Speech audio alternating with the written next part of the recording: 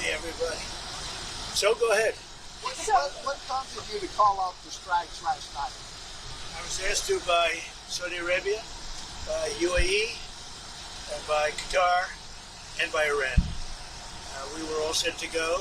It's about at this time right now, and it would have been a massive attack.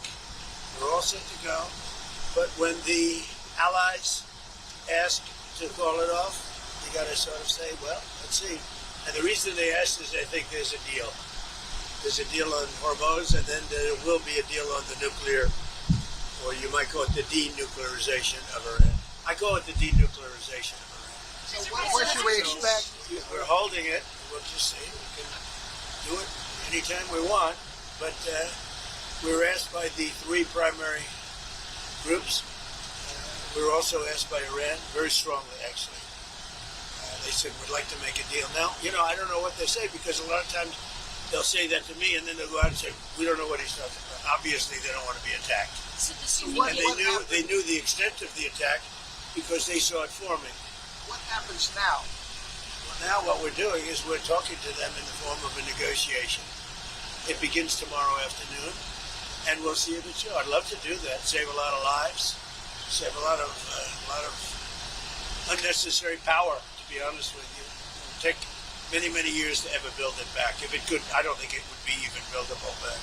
So we had an attack that would be the biggest attack since World War II, and it would have been disastrous for them. And they didn't want us to do it. And frankly, Saudi Arabia didn't want it either. They thought that a deal is imminent. Is there a deadline, sir? And the deal is imminent, having to do with the Hormuz Strait, and also ultimately the denuclearization of it. So when I hear that, I say, well, do we want to go and be this severe? Now, there's a group of people that would like me to just do it. And there's another group of people that does not want me to do it. Does Iran have a deadline to come to an agreement? No, we'll just see how it is. We're ready to go anytime we want. Would I rather make a deal? I'm not looking to kill people. Because people die, a lot of people die. And we don't want that. So they asked us, Iran specifically, but the other three said I asked Saudi Arabia, the king. I said, the crown prince, I said, what would you rather do? Would you rather have us do this or not? They said, we would much prefer a deal as opposed to an attack. Because you don't know where these attacks lead. I mean, will they be flooded with people pouring into their country and disaster? A lot of bad things can happen. Sir, there's a report that you're moving U.S. troops out of Bahrain and Kuwait. Are troops being moved out of the Middle East? Mr. President, why is the U.S. intervening to support the Japan yen at this time? To support the Japanese currency? Because we have a good relationship with Japan. We're very strong, very, very strong financially. They have a weakening yen, and they wanted a little bit of help, and we're always there for Japan. Japan's been very good to us, with the exception, of course, of Pearl Harbor. Mr. President, what is the U.S. getting out of that arrangement? Financial benefit. Financial benefit. It's also good for the world economy. But we make, like when we did with Argentina, I got criticized, we made $25 billion on that deal. On Venezuela, we make hundreds of billions of dollars. I make good deals. Intel, I made $75 billion for the country. I didn't make for me, I made for the country. Intel. I backed Intel. It's the hottest stock right now on the New York Stock, on the various stock exchanges. So we made about $75 to $80 billion. And Japan wanted to, it was really more than anything else, it was a signal of friendship.